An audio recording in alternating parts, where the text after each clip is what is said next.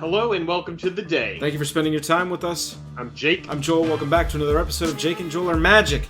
Rampaging Ferocidon is unbanned. Hogaak, banned. Faithless Looting, banned. Stoneforge Mystic, unbanned.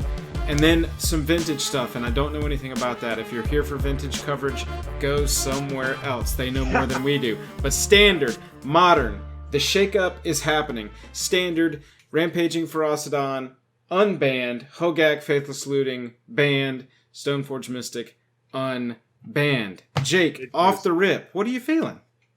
I cannot believe that Rampaging Ferocidon is unbanned. Oh, huge! No, that's sending waves through all of the standard sphere card's players. Gonna rotate. It's gonna rotate in a little while. Not super worried about that. But we are definitely going to be talking about modern today because this is huge news. So in standard, Rampaging Ferocidon, I think all that unbanning goes to do is show that roughly beginning of this year, end of last year, Rampaging Ferocidon had to take the bullet for Goblin Chain Whirler and Hazoret, which weren't getting banned, and Red needed a knock in the teeth. It was too good at that time. Couldn't say it better myself. Yep. Right. Like you said, this unbanning is a nothing burger. It will be in standard for a few months until our new set comes out, and then we'll say bye to it forever. So let's just talk about modern today, and let's start with Faithless Looting. This card is back, and it's a crux, or it's gone now, and it's a crux of the format. It was a crux of the format, in my opinion. What are you thinking? It's crazy, and someone on Reddit they said it best. They said Faithless Looting paid the price for the sins of Hogaak. And I really think it did. Faithless Looting was one of these cards that everybody talked about, and they were always like, it's too powerful. It does something that no other card can do or come close to. Well, and it enables a ton of decks. It's in a ton of different decks. Yeah, it's in Izzet Phoenix. It's in Mono Red Phoenix. It's in Fair deck, Mardu Pyromancer, and a new deck that people were starting to brew with, 8-Ball. Obviously, it was in tons of Dredge variants, and it was in the Hogaak deck that just got absolutely castrated. But I'm sure something will replace it. Yeah, it'll be interesting to see. It's interesting to think about a deck like Izzet Phoenix and that huge enabler that Faithless Looting was. But honestly, I've seen that deck go off in standard, and so I'm assuming that some kind of slower form of the effect will surface to take place if that deck remains viable. Yeah, and I think so. Some players have been talking about Burning Inquiry possibly replacing it. Other people are bringing up Tormenting Voice and Cathartic Reunion. Burning Inquiry is the same amount of mana, but it does a vastly different effect. Right. In that each player draws 3 cards and then discards 3 cards at random. Right. So it's affecting yourself and your opponent, and it's random. You don't get to choose. Yeah. So random, a lot of people, the word random on things really kind of keeps it out of tournament play most times. Yeah. Sometimes I think we might see Hollow One pop up. A lot of people are talking about Tron is the big winner here. Tron is the deck that's like completely unaffected and likely going to see a bit of a resurgence. But what's really good with this Faithless Looting ban and the fact that it affects a lot of decks. So pretty much any deck that ran red is now kind of back to the drawing board, saving the burn deck, which I think is pretty much unaffected by this. Right. It's just the decks that need that return on getting cards into the graveyard. The other part of this, of course, is that Hogaak is banned. I mean, I don't think this one shocked anybody. I think that the other parts of this ban and restricted announcement was what were the shockers. Yeah, and it kind of goes to show that moving forward, and we're going to get into the financial implication of this move in just a minute, but whenever a card comes out and it says Delve and Convoke, you really have to take a minute and you have to look at it. And then if you do see, holy crap, this card is making waves, right, I would say get out early, because there is a chance that we're going to see exactly what happened, which was Hogaak just kind of ate the banhammer here. So the last part of this is that Stoneforge Mystic is unbanned. I think this is kind of the most left field. Shocking, I'm not sure, but definitely out of nowhere, seemingly. We haven't had a reprint of this card in quite some time. The card just instantly jumps up in price, which we'll get into when we talk the finance. But, if they're trying to shake things up, obviously taking away the gas for quite a few decks with Faithless Looting and adding an old staple back into the format to encourage new brewing, that's a way to shake it up. Oh man, and what a shakeup it is. A lot of people have been calling for this card to be unbanned. One of the biggest proponents, I would say, is Pleasant Kenobi. Vince, he's always very vocal about this card and how it does need to be unbanned. He changed his Twitter name today to Pleasant Kenobi, who got SFM unbanned or something like that. Okay, yeah, that's fair, and I'm not even surprised. I think that it's funny. You could go back to when this deck first came, or this card first came out, and how people paired it with Jason Mind Sculptor, and it was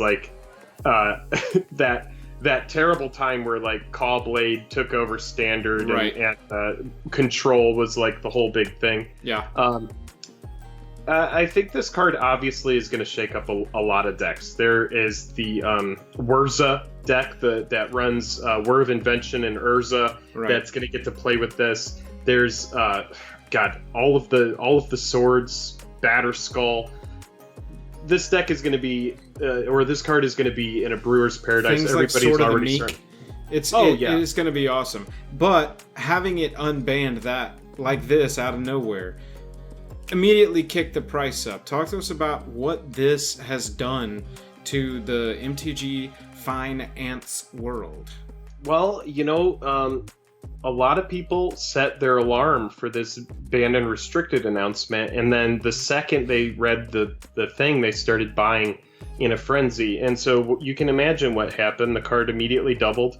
Then it tripled. Then it became $100 for a short period of time, and then everybody started waking up and they started reading. So here's what you need to know about these cards. For example, these came out of my cube, but Batterskull and your promo Stoneforge, or just the regular copies as well, is not the time to buy them.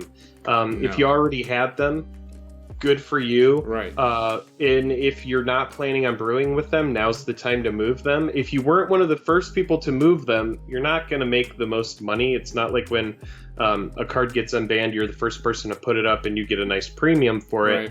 Right. But you're definitely going to make a lot more money on it than you would have if you had been selling it pre-unbanning. Batterskull is doing the same thing. Everybody's talking about Batterskull because Stoneforge Mystic is going to grab Batterskull, and then you're going to be able to attach it. A lot of people are already looking the other direction as well, like Kolagon's Command, so that some of the answers now to Stoneforge Mystic are starting to bubble back to the top, and that conversation's starting in that direction as well.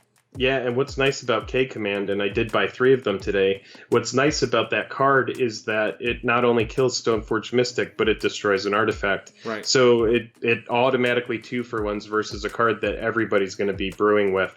So it's really interesting and it's fun. And something else to think about is, so now that Stoneforge is unbanned and Faithless Looting is banned, you have a lot of people that are going to be brewing with different cards. And so a lot of, the Modern Horizons cards that haven't really had a chance to be tested are going to start getting tested. So the cards, you probably are going to say, Jake, what are you buying? And I'll tell you, I bought a couple things today.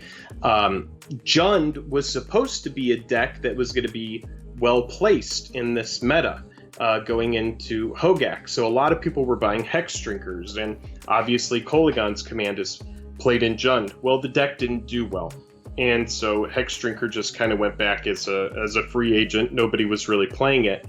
But now that Faithless is gone, Hogaak is gone, Dredge is going to go back to being, I'm sure, oppressive, but it's not going to be a deck that's just absolutely insane, just blows everybody out of the water. So we're going to see a lot of people start tinkering, and it's going to be interesting.